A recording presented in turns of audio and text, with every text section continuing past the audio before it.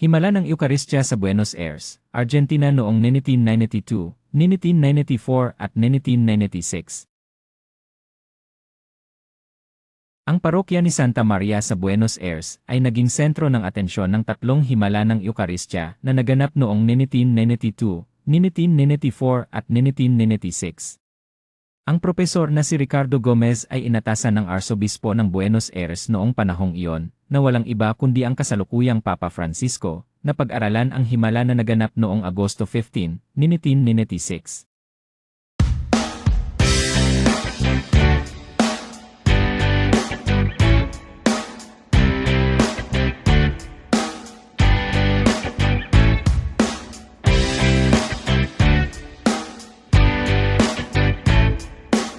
Noong 1992, makatapos ng banal na misa ng Biyernes ng ika-1 ng Mayo, nakatagpo ang ministro ng Eucharistia ng mga piraso ng Sagradong Ostya sa korporal habang inihahanda niya ang reserba ng ostya.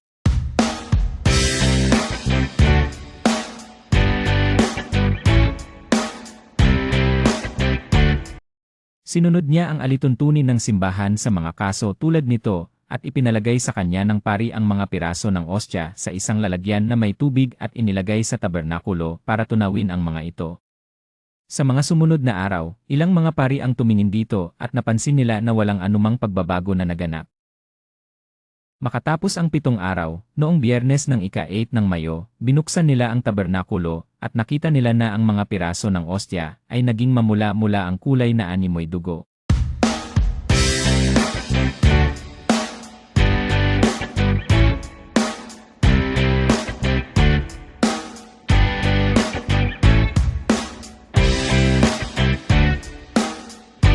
Noong sumunod na linggo, ika-10 ng Mayo sa oras ng pagdiriwang ng 2 panggabing misa, may napansin silang maliliit na patak ng dugo sa mga paten na ginagamit ng mga pari sa pagbibigay ng komunyon.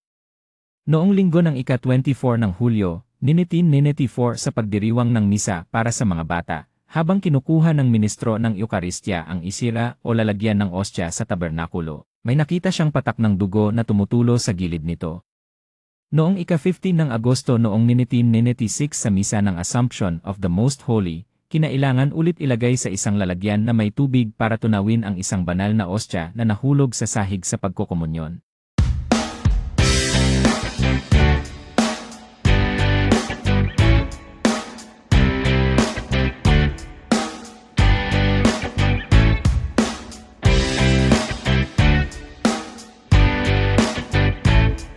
Makalipas ang ilang araw, sa ika-26 ng Agosto, binuksan ng isang ministro ng Eucharistia ang tabernakulo at nakita ang ostya na nagbagong anyo at naging dugo.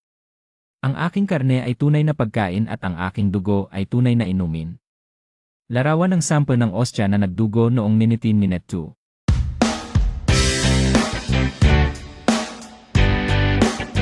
Ipinakita ni Professor Gomez ang piraso ng ostya na nagbagong anyo at naging karne noong 1992.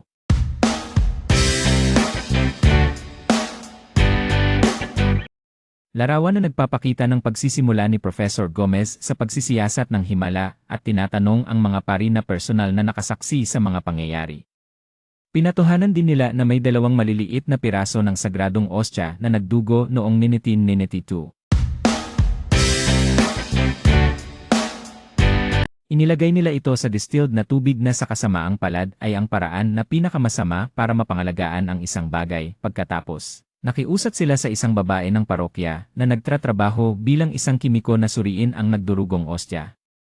Napag-alaman ng kimiko na ang dugo ay dugo ng isang tao at may kumpletong leukocyte formula. Bukod dito, nagulat din siya nang may natagpuan siyang aktibong white blood cells na pangkaraniwang matatagpuan lang kung mayroong impeksyon. Hindi na isagawa ng kimiko na isailalim sa pagsusuring genetiko ang dugo dahil hindi ito madaling isagawa noong panahong iyon. Was taken to the Forensic Analytical Genetics Laboratory in San Francisco, where the lab found the presence of human DNA. Encouraged by the results, the sample was then delivered to Dr. Robert Lawrence, one of the top experts on tissues, who found human skin and intact white blood cells. That was in 2000. In 2001, Dr. Lanoli, who examined the Lanciano miracle in 1971, said the tissue was possibly muscle from the heart. And then in 2004, Professor Frederick Zugabe, one of the most knowledgeable experts in cardiac and forensic pathology of the heart of Columbia University in New York, was asked to analyze the sample. He was not told that the sample came from a consecrated host. The professor confirmed that the tissue was from the left ventricle of the heart. He also said that the tissue came from a person who could not breathe. He was not getting oxygen, and he labored and suffered greatly because every breath was extremely painful. The official findings of the investigation, dated March 13, 2006, which were submitted to Cardinal Bergoglio, stated in part that the presence of human DNA had been found. The flesh corresponded to tissue from the myocardium, the left ventricle of the heart muscle, that the trauma to the heart was consistent with someone who had received a very strong blow to the chest, and that all of the scientists found intact white blood cells in the analyzed material, which should not have been there. Why? Because white blood cells dissolve very quickly when put into water, usually within minutes.